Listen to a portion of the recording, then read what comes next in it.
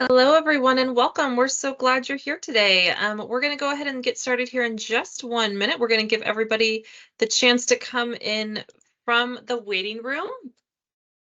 We want to thank you all so much for joining us today. My name is Megan Maciel. I am the Innovation Marketing Manager at Pivot, and today we have such a treat. We have Josh Valentino from Terracon, who is a national Karst expert, and he will be sharing all of his expertise, talking to us about Karst and how it can impact your projects.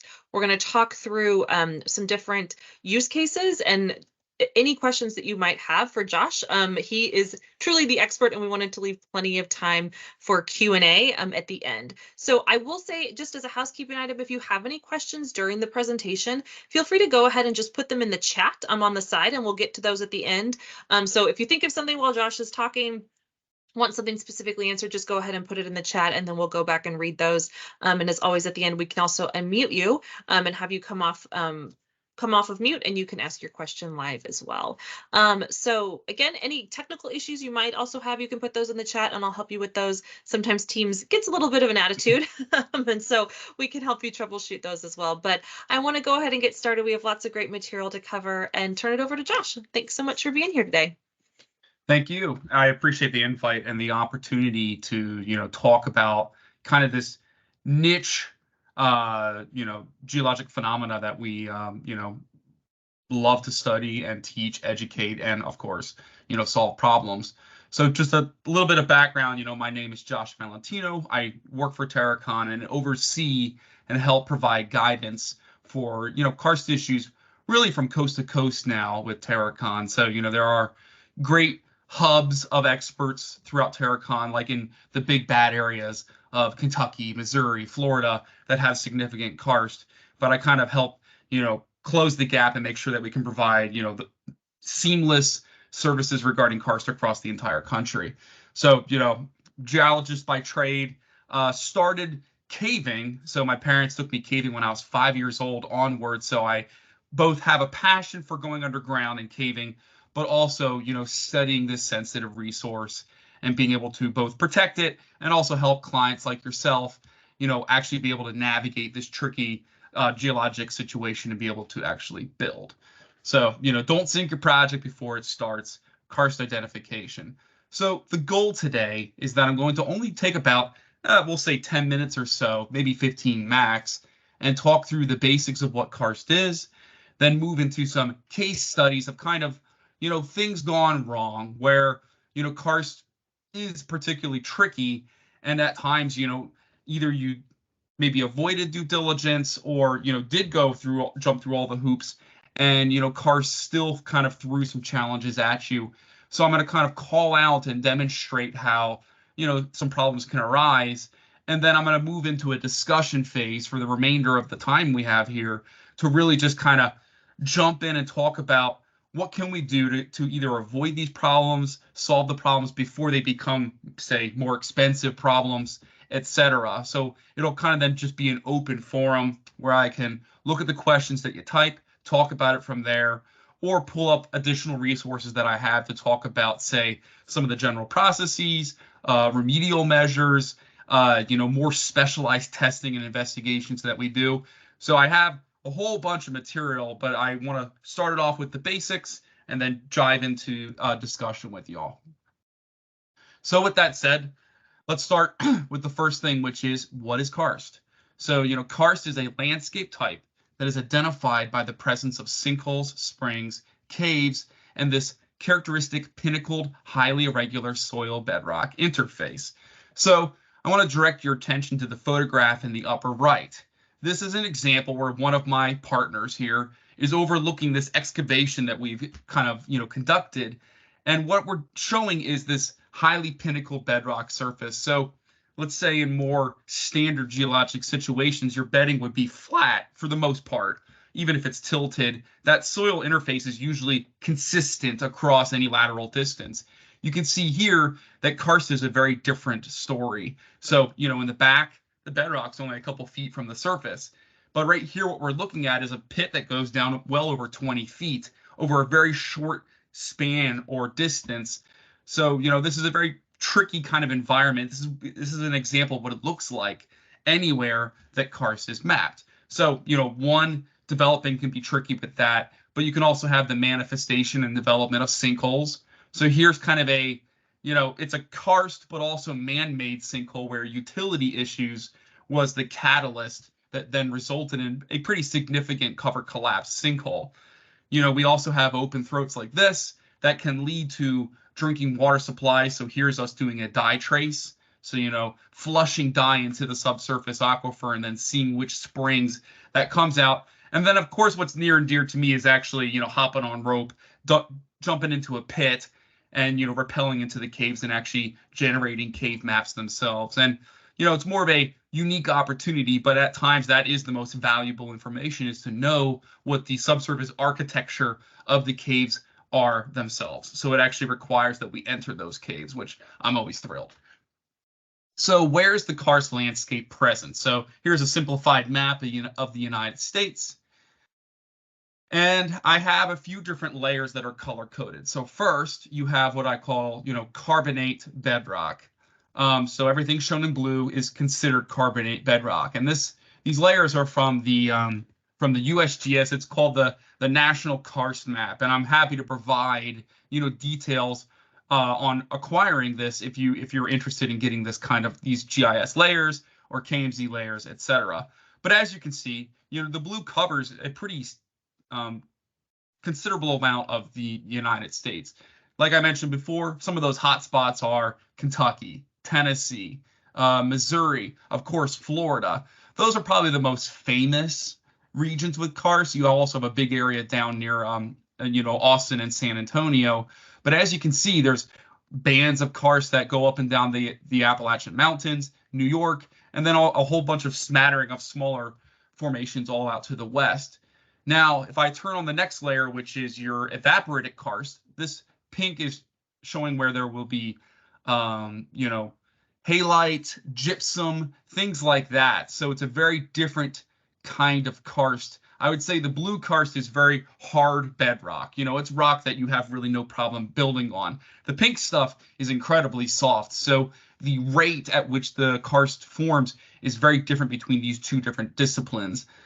Now, if I turn on the next layer, this yellow is what we would call pseudokarst. So this is karst that, manifests and can create sinkholes. I wouldn't say caves, but you can get sinkholes and springs and whatnot in areas that you really wouldn't expect to see classic karst. So it still requires that you do some level of due diligence. And I don't have the layer on here, but there is a fourth category up near Portland and Washington, which is affiliated with the lava flows. So you can actually get lava tubes, and those can actually be miles long at times. And that's, in essence, although it's not a carbonate,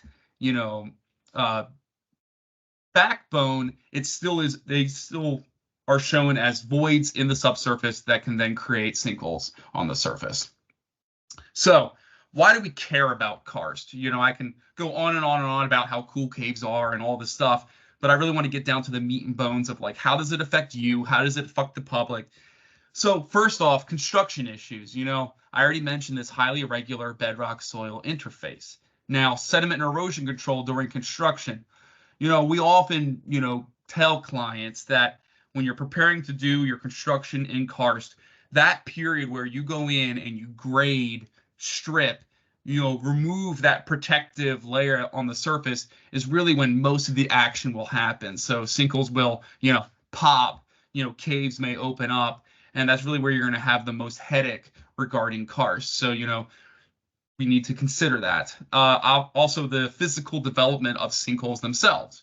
They are open pits into the subsurface that, one, a safety aspect. You don't want people or materials or trucks or vehicles falling into a sinkhole. And then finally, conversely, instead of thinking about falling into sinkholes, those same conduits can also be used for flooding. So if, floods happen, heavy precipitation events, waters can actually back up through those conduits and, flood a significant amount of the surface. Now, considering regulatory issues, we've observed, countless times now, where many planning boards, jurisdictional engineering departments are requiring, or at least looking for, some level of a karst survey or some level of due diligence regarding this, geologic type. So, we continue to see, I would say, the last 5, 10 years now, it's almost been an exponential growth in awareness at the local level where maybe people didn't have too much of an issue about what you did with karst or how you handled remediating it, because everyone kind of has their, back of the envelope way that they like to fix a sinkhole. And I've witnessed a really growing awareness across the entire country now regarding, a want and a need to develop some standards, and just be more aware about protecting the sensitive environments that come with karst.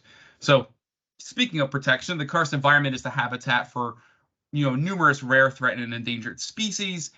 So, we always need to be aware of that, and wherever those are present, that kind of, jacks up that level of, protection even more so. And to date, we have 28 states that have cave and karst protection acts in place. Now, they vary from state to state, but in essence, if there is an opening big enough for a human being to crawl into and say, could potentially be used as a, bat hibernaculum or a nursery or something like that, where, it's a very sensitive environment, there are laws now in place to kind of say, hey, if you have a sinkhole, it's one thing, but if you have an actual bona fide cave entrance, it does need to be treated a bit differently. So at this point, over half of the states across the country at least have some sort of, legal language regarding that.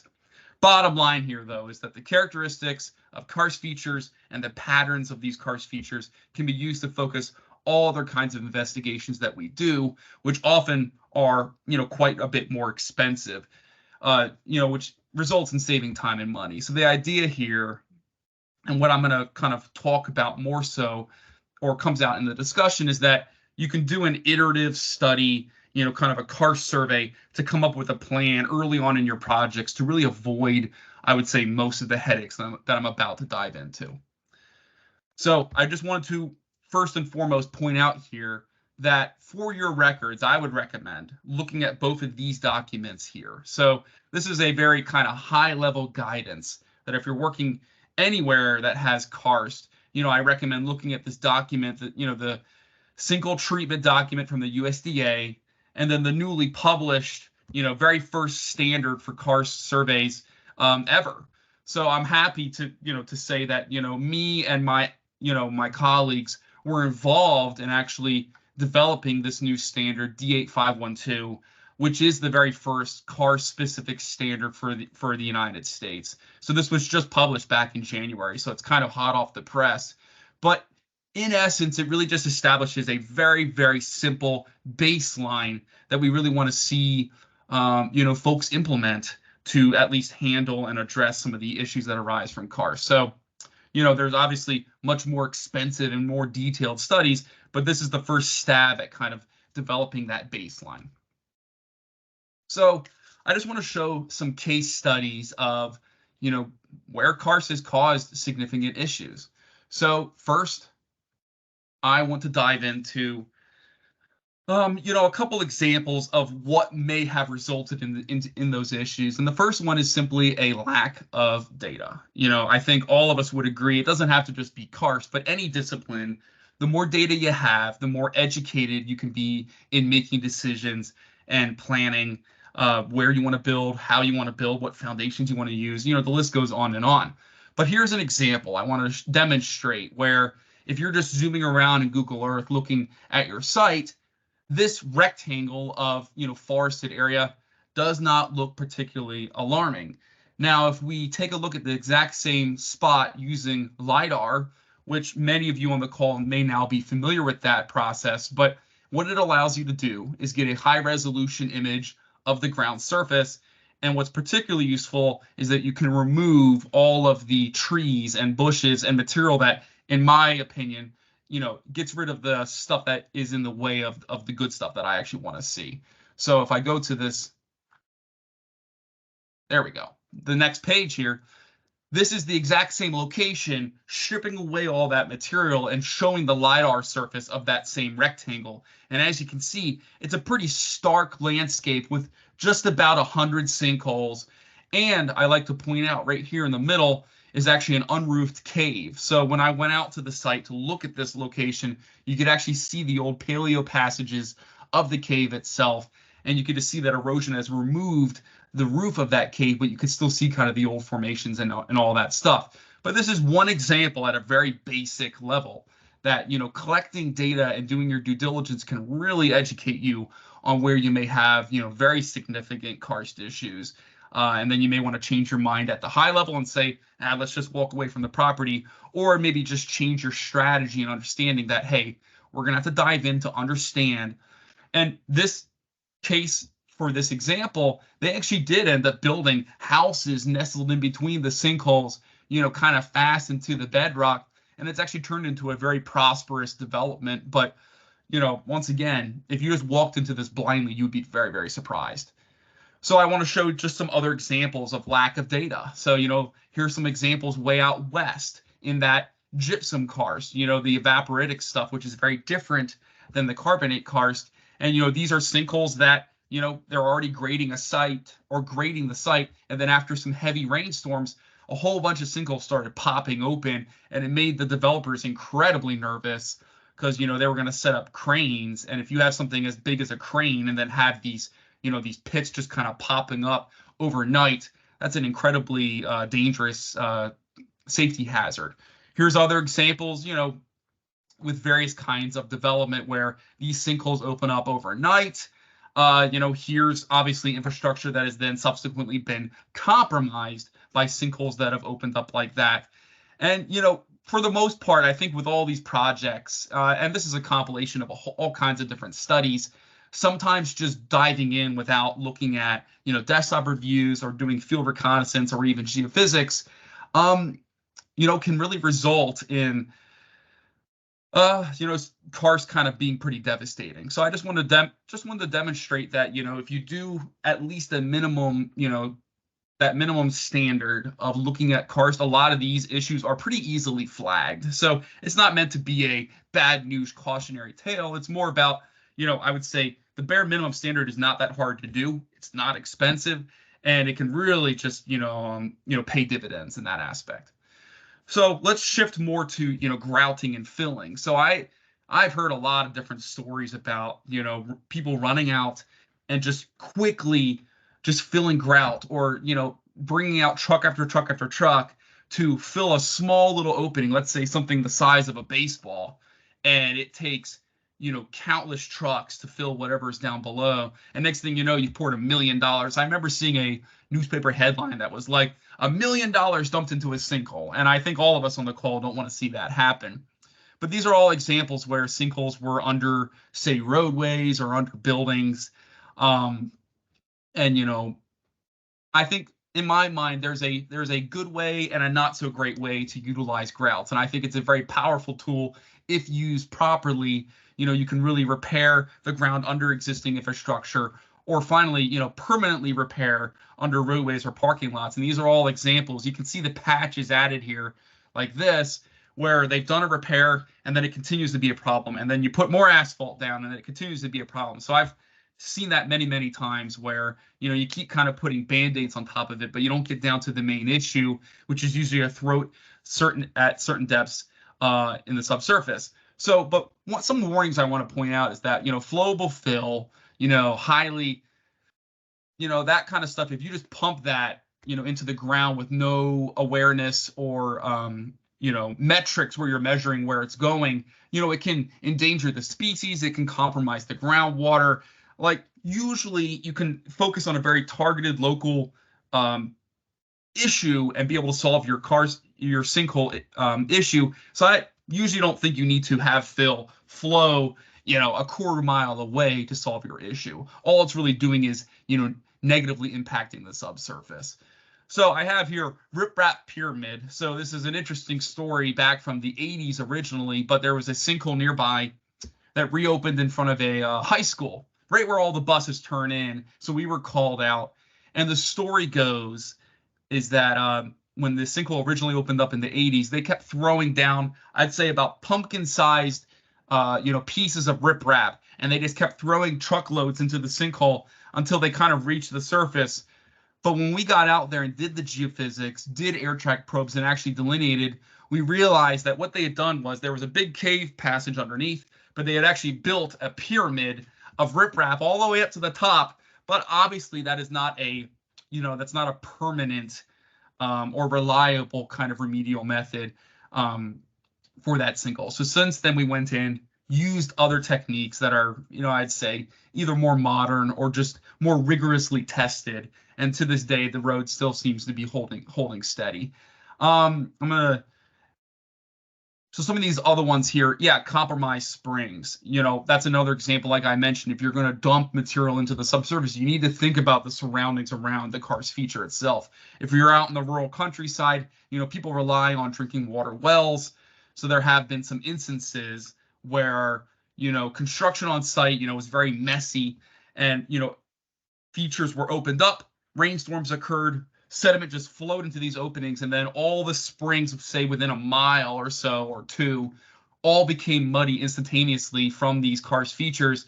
And next thing you know, that client in particular had, people came in and they were suing them, for damages and all of that. So I've definitely seen that happen. So at a minimum, that's something that we definitely want to be able to figure out so that, landowners are not coming in with that agenda. So last but not least, in the lower right hand corner, I have a picture of, from Greek mythology of, a hydra. And the general story, the reason I have this in here is that if you were to cut off the head of a hydra, you know, three more heads grow back. That's the general premise. And the same thing applies for sinkholes. So my rule of thumb with grout is that if you're fighting against surface water or water in general, usually you're going to lose. So if your solution is to simply go in, let's just plug the hole with grout and just cross our fingers, more often than not, just more sinkholes are going to pop up around that. So it kind of acts like a hydra where if you take care of one, the water's just going to find another way.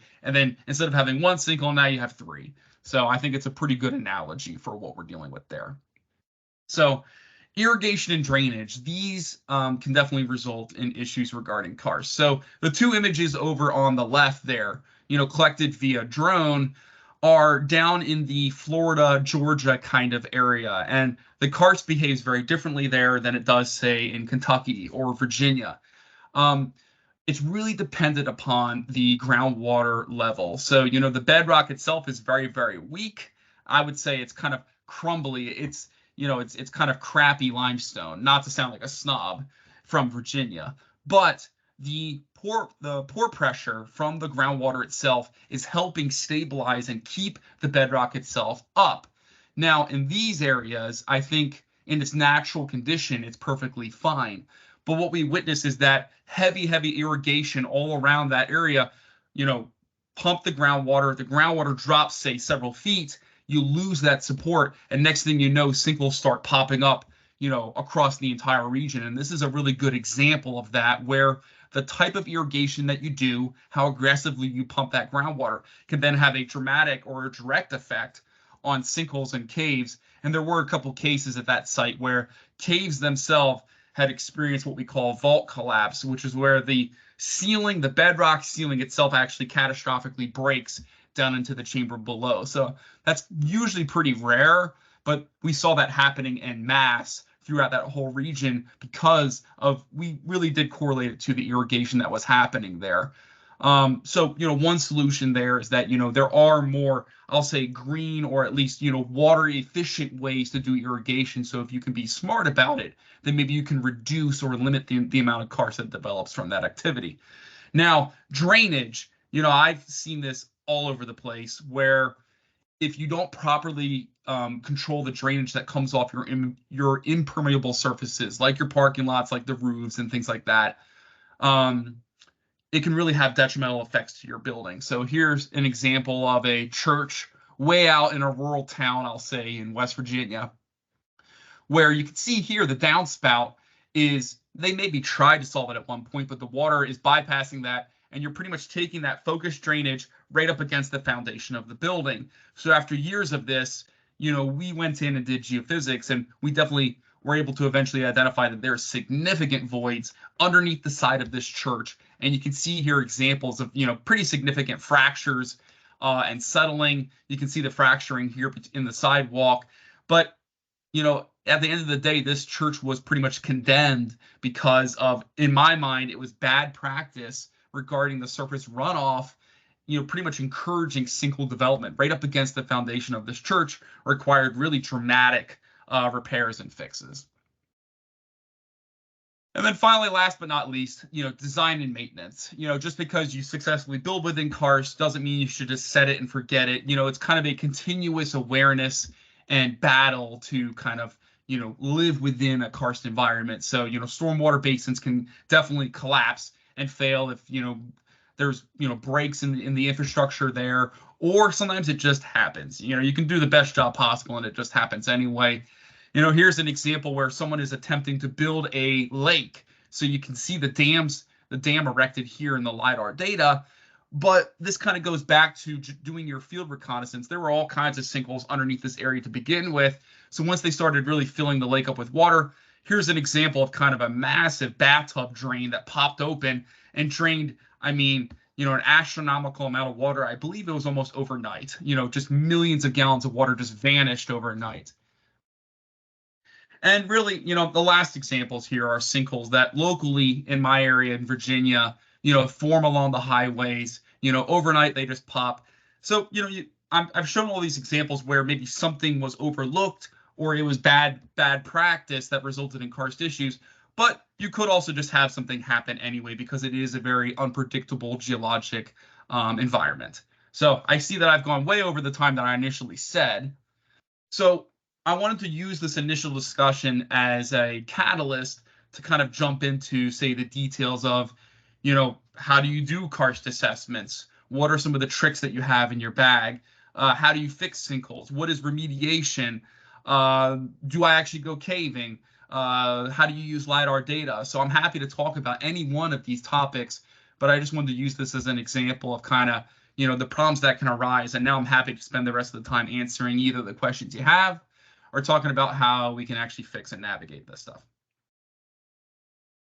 That was wonderful. Thank you so much, Josh, for all that information. Like Josh said, if you have any questions, feel free to go ahead and put those in the chat, or you can use the raise hand feature at the top and we can bring you off mute. The first question I do see in the chat, Josh, is how do you do a karst survey? Can you talk a little bit about that? Absolutely. Here, so now I'm going to dive into, as you can see, plenty of information, but I will hop around as I see relevant.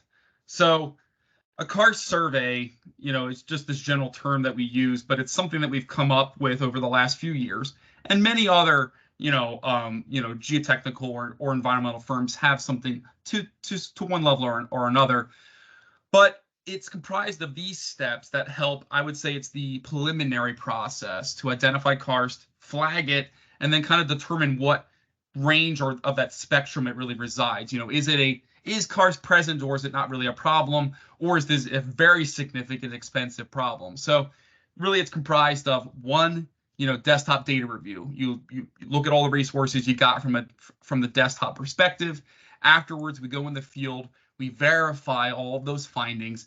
Based on that, and this is where, this kind of the meat and bones really come out here, is the risk and impact assessment. So what we've done is, taking those first two steps, which are very common practice across, the field in general, is have come up with a process that provides a risk ranking for every sinkhole identified on site. And based on that risk ranking, we then have prescriptive solutions to how you should handle that. So it talks about avoidance, monitoring, minimization measures, all based upon a kind of what severity we deem those karst features are. And then finally, all of that can be wrapped up into kind of a comprehensive karst plan that it's like a manual that you can give contractors to answer those questions like, well, what do I do if a brand new sinkhole opens up on site? We have instructions on how to do that. So I'll show you briefly, some of those components of a desktop data review. I've showed you some examples of LiDAR data.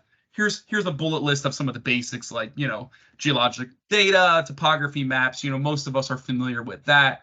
But one thing I really want to point out here is cave data. So most states that have significant karst, which there are numerous, have proprietary cave data sets. So this is usually not public data. Now, if you're working on projects, you can request through these agencies to kind of say, hey, I'm curious about this area.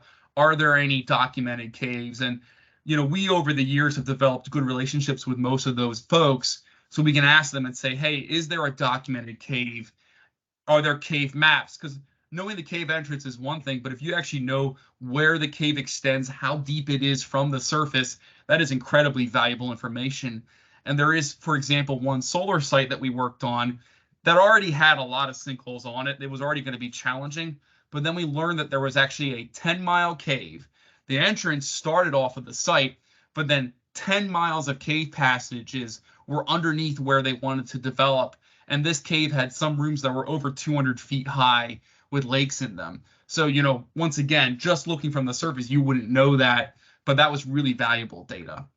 But I'll jump over some of the details. As you can see, I have quite a bit about the Karst survey, but I want to show you here, once we've done, that desktop, you go in the field, you collect and observe your data, we then look at these 5 variables. We've come up with a simplified data matrix of these variables, and we've attributed a specific value for every single observation that we see.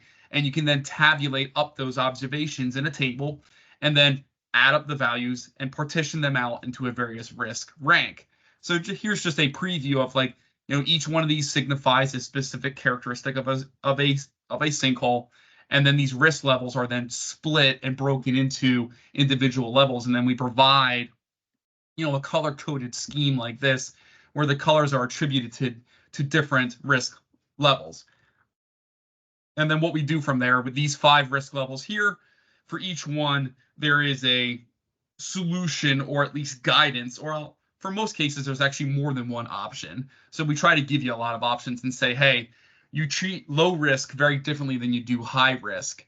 But the general premise is that, one, we like to recommend or see if avoidance is possible. The easiest case is that you have enough land that you can avoid, say, the most significant karst features and develop around them and protect them. That's the best of both worlds. If not, which happens quite often, we want to minimize that impact and or strategically go in and remediate those existing sinkholes. So that's kind of the order of operations that we at least like to recommend to everyone after the initial results of the Karst survey. And then I just wanted to show here, once we do that preliminary study, all the other more detailed investigations can be used to answer questions that naturally will arise from the initial study that we do. So, here's some examples. Non-invasive services are geophysics, dye tracing. So here's 2 great photographs of us, injecting dye into a stream. So here's my partner, Bob in his bunny suit dumping in a specific dye that looks red. Here's Jacob, who's very excited about this, crazy toxic, green colored dye, which is really fun to put in the water. All these dyes, by the way, toxic was not the right term. They are non-toxic, so they are not harmful in any degree.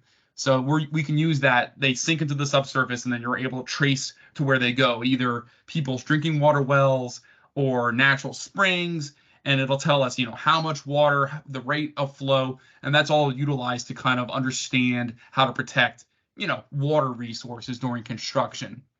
So in addition, you got your physical investigations like air track borings, normal soil borings, trenching, and then remediation. The 2 biggies are the reverse graded filter and all kinds of variants of that style of remediation. And then you have the more intrusive version of grout, which once again can be utilized. You just need to be careful on how you do that. And then, of course, there's specialized foundations that can come out in design. So here's some examples of geophysics where, we've done, for example, electrical resistivity along a proposed pipeline. And you can see the example of one of these lines on the bottom here, where the takeaway is that the warm, hot colors are bedrock and the cooler colors may be soil. And you can see, once again, that crazy pinnacle bedrock surface along the line. And then these here, like right there where my cursor is located, is a good example of a sinkhole going down in between the bedrock itself. So that's an example of how you can kind of, take the next level. Once you do your surface studies, you can then get an idea of what's happening below the surface. So that's a very high level summary of kind of what a karst survey entails. And that really is the essence of what that Karst ASTM is going after. That ASTM, let me jump around to here. That ASTM really focuses on these first two steps here. So at a minimum, what we want to see kind of propagate and grow throughout, the the construction industry as a whole is that where you're doing Karst at a minimum, utilize that ASTM and focus on the desktop data review and field verification and reconnaissance. So that's kind of where we're at right now with standardization. That's awesome. Thanks so much, Josh. The next question I see is, any experience using airborne geophysics to investigate deeper cars? Airborne geophysics. Okay. So, we do have some really interesting approaches with, drone use for Karst. One, drones in certain areas could be utilized for these field reconnaissance itself, right? So I would say not here on the eastern half of the United States, but as you go out west, you have less vegetation and cover. So, those kinds of surveys can be much more valuable. You get more data from that kind of survey. But I will say, I was working 2 years ago with some of the James Madison University professors. So that's that's a small university here in Virginia, and the undergrads wanted to do a research project where we were actually utilizing um, you know um, temperature-based scanning equipment on drones. And what we were doing was we went to certain areas where we knew we had caves and we knew we had sinkholes that were not actually open throats or open caves. And we were then flying around and being able to actually discern a temperature difference between the features that were open and had communication with the surface versus the ones that were plugged. So it was a really interesting study demonstrating that you can take it that next level. It's another way to kind of parse out, you know, I'll say, quote, serious sinkholes versus non-serious, or I'll say less serious types of Karst features. So that was one great way of very quickly being able to identify where the caves are located. So you could use that in a whole plethora of ways, right? If you wanted to scan and say, oh, this is where maybe your bats are located for the folks that are doing more environmental studies, or where you simply want to find the caves themselves. So I think if that answers your question, I think that's one example of kind of how you can creatively use those tools to actually, one, survey the site itself, and two, actually be able to filter out the data that you have there. Not just say, oh, everything's a sinkhole. You can actually say, okay, here's the types of sinkholes that we have on site. Wonderful. Thanks so much, Josh. The next question is satellite radar imaging INSAR applicable? I'm glad someone brought that up. So INSAR is great. The question comes, I've spent some time here talking about, Karst survey process, and then the more detailed, kind of academic studies you can do to really answer some more questions. You can go in and do caving, but you eventually come to operations and maintenance of your site. And this is kind of one aspect of what I would say is in a Karst plan. Talks about, one, during construction, I mentioned earlier, that's when most of your activity is going to happen, where you should be prepared to remediate features and move on, or grout and things like that. But once it's all said and done, you know Karst, on the geologic time scale, for most geologic processes out there, Karst works instantaneously, right? Usually things take millions of years for any real action to happen. But Karst is unique that, it can go from quiet and peaceful and then pretty, detrimental overnight. We've all heard stories about, the Corvette Museum down in Kentucky where it swallowed all those cars. That happened overnight. So it can be very rapid changes. So INSAR, along with all kinds of other monitoring solutions, is one of my favorites. So first, let me just say, if you want to know about the potential for settling, you can do, physical manual stuff. You can, install sensors that, look at very slight, changes in your building, changes across a larger area. But INSAR, is collected via satellite. So, and I think you can do it pretty much across the globe at this point.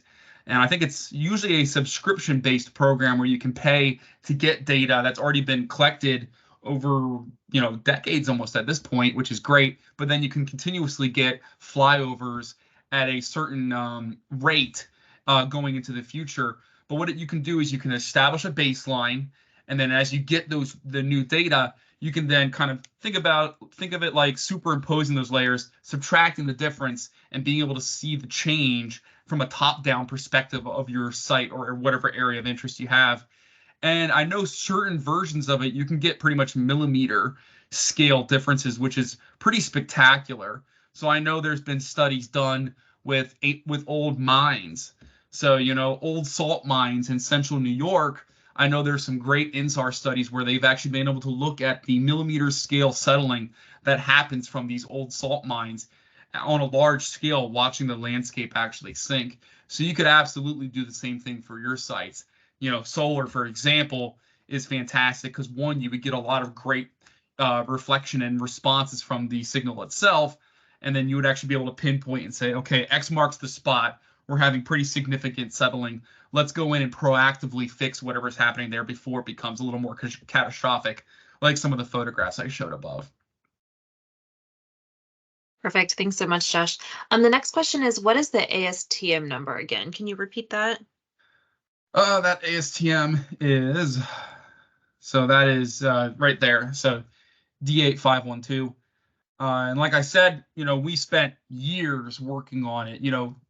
The challenges of trying to bring the community together, because, like I demonstrated with the US Karst map, there's Karst all over the place. And, obviously towns have been developed in Kentucky, in Tennessee, so everyone has certain strategies to approach Karst. So being able to kind of pool together the troops and actually get agreement across the board was a pretty daunting task, but we were able to actually do it. We got, some fantastic minds together to come up with a, bare minimum standard to say, hey, let's get everyone on board. We think this is a really good start. And now we've gone back to the drawing board and said, okay, now let's begin to address the more detailed studies, the nuances of different kinds of cars, now that we got the very basics done here. So pretty exciting times to actually kind of, lead the charge for the first time for something like this. Perfect. Thanks, Josh. The next question is, will those cave data show any open throat info? Or that So will be be identified by additional desktop study and field work? So you're talking about the proprietary cave data, I think? Yes, I think so. Yeah, I mean, the assumption is that wherever, when that data is provided, the definition of a cave is that it's big enough for, a person to enter into, like this image down here. So obviously those are definitely open. And I would say from the desktop review, that's one of the main questions, right?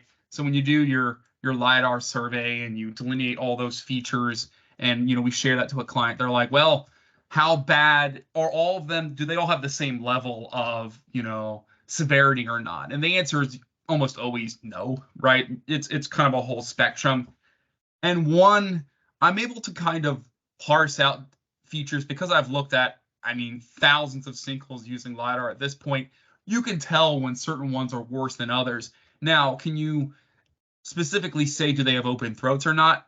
Typically not.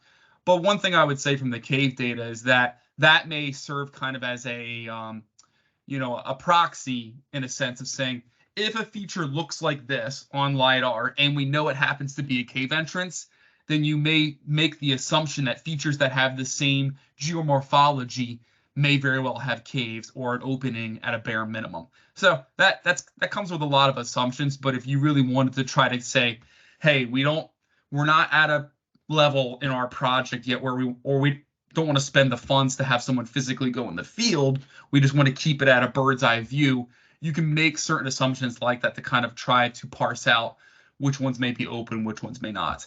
And I don't have it here in this presentation, but I have been working on the idea of doing, a risk rank only risk ranking explicitly based on desktop only. So kind of that's more of a geomorphologic study where you look at each one of the metrics, the shape, the circularity, the roughness, and you take those kind of those values, put them together, and try to actually parse out severity based on that. So that is a kind of, I would say, something I'm doing in my spare time, trying to come up with a automated model where you plug in your area, say it's 1,000 acres, and we delineate those features, and then we actually do say, hey, based on the geomorphology, it falls into a moderate, and here's what we think you should do. Now, that still comes with a bunch of assumptions, but it's better than nothing. So that is something that I've been thinking about. Wonderful. Thanks, Josh. Next question. Are T&E species the only thing that may halt the filling of a karst area? What is the environmental detriment in the long run in filling, stabilizing, remediating these karst areas? So that's a good question. Also, we could go a lot of different ways with this. So, endangered species, pretty clear cut, right? That we understand that, these have been identified. If they've been identified in specific caves, then clearly we don't want to, negatively impact those environments. So those are usually pretty strongly, you got to stay away from those. You got to preserve the open cave entrance. The other thing with bats, if you find areas where you have a nursery, for example, of endangered bat species or just bats in general, you can't close those kinds of caves. They need to be, highly protected. Cavers will sometimes get funds to actually build gates. So you can build the gates that keep the people out, but they let the bats fly through. So there's specialists out there that do that. But from the water resources standpoint is probably what drives 80%, 90% of most karst concerns on site. So, I would say for most development, doesn't matter what you're doing, everything from data centers to grocery stores, solar, wind, whatever. Karst is one of the most easily weaponizable things to fight development. So, local communities, counties, and people will identify karst as something that they can very easily use to fight development. So, I've spent quite a bit of time on, those public meetings, talking with people, trying to educate, karst concerns. So, but I guess your question was more targeted about what negative impact does remediation have. So, there's different types of remediation. So I've mentioned before the reverse graded filter, and I can show you a diagram of that here in a second, versus say grouting. But let's just say if you fill sinkholes and you obstruct, subsurface flow of water, and especially if you obstruct the infiltration of surface runoff to the ground, I mean you're compromising the aquifer itself. You're rerouting water through different avenues. Um, you know, Water can go elsewhere, pick up materials that maybe weren't going in the ground before, and then they do go down. I've seen landowners will frequently throw garbage, um, vehicles, cars down into sinkholes, and obviously that's not good for the groundwater. Um, Drinking water supplies are, it's a really important resource to protect. So you just have to be careful in your calculations when you're building, say, impermeable surfaces. So, if you have an area that you then convert, that has natural infiltration, and then you slap down a massive parking lot, that can have detrimental effects on the caves down below, where you dry up, the water that was, say, feeding all the cave formations, the creeks, the rivers, the ponds, the lakes that are down below. So, it's quite a bit. Aside from the physical, when I was mentioning the grout, I was talking about also just simply having the grout go in and, clog up, water bodies in the subsurface. That's just bad on so many different levels. But what I wanted to show you here, let me jump to this diagram here.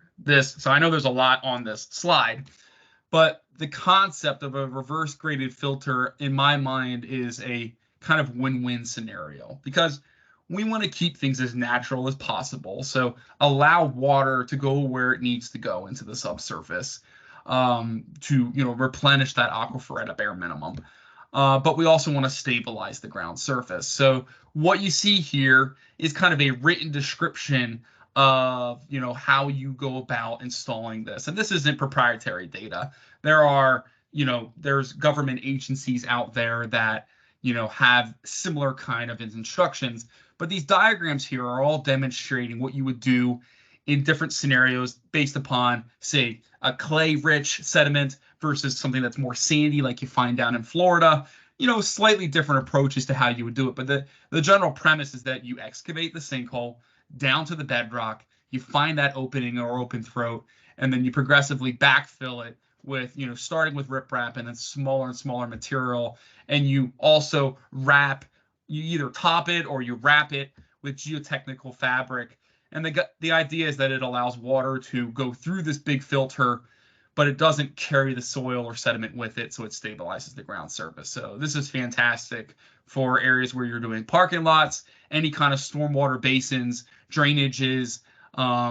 So the only places where it's usually not great is under, say, really heavy buildings. Then you need to be much more aggressive with something like a grout program or cap grouting, etc. So I probably said quite a lot on that, but Oh, there you that go. was really helpful.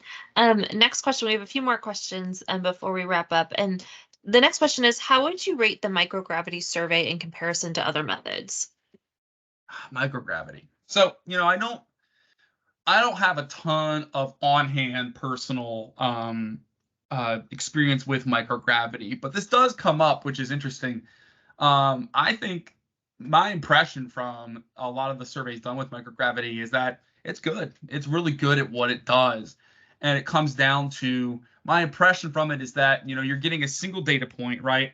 I know it takes quite a bit of time to, I believe, stabilize the instrument to get an actual reading.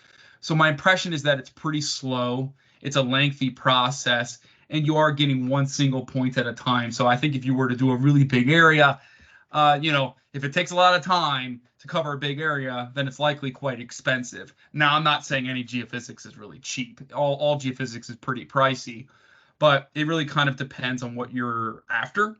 But I definitely think there are scenarios where microgravity actually is the best tool to be used. And I really don't play favorites with geophysics. I think, you know, you got the classics like, electrical resistivity, which I like for Karst explicitly because you can see the bedrock, but it also does a good job of showing maybe where water is.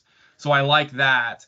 But you have MASW, which is more of the seismic. It comes from the seismic class of geophysical techniques, which is, I would think it's better than ERI actually picking out bedrock, but then it doesn't do a good job with the water.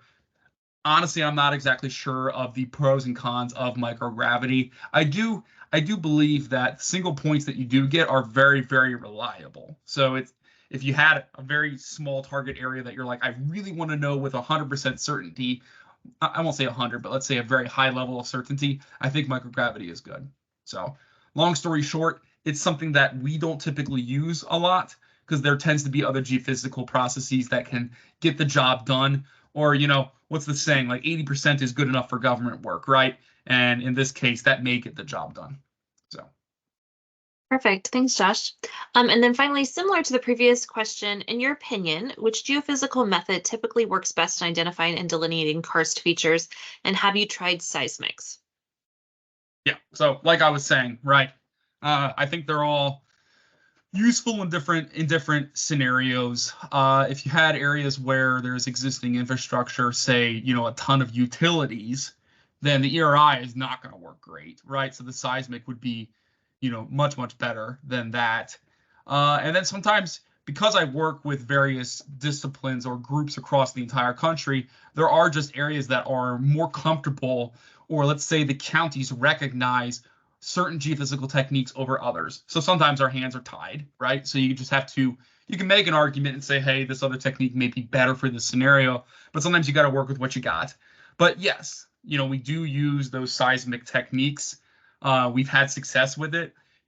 All of these, I think geophysics is very powerful, but you do still have to be kind of careful because it's, in my opinion, very educated arm waving, right? Some level of verification is always recommended. And I would say with the seismic techniques, when we go out and do either classic soil borings or, my favorite is air track probes because you can do those really quickly and, you can find any voids if they're there. For the most part, they support what we see in the geophysical results. And that's always a big sigh of relief to know that what we see in the geophysics is also representing reality. I think we all agree with that. Perfect. Thanks so much. So we're going to go ahead and wrap up today. Again, I want to thank everybody for joining us in this great discussion, and a huge thank you to you, Josh, for your time today and your expertise. We'll be sending out the recording of this, and as well as some information if you have additional questions for Josh. You're welcome to reach out to him. And again, we just want to thank you all so much. Thank you, Josh, and we hope you have a great afternoon. Take care.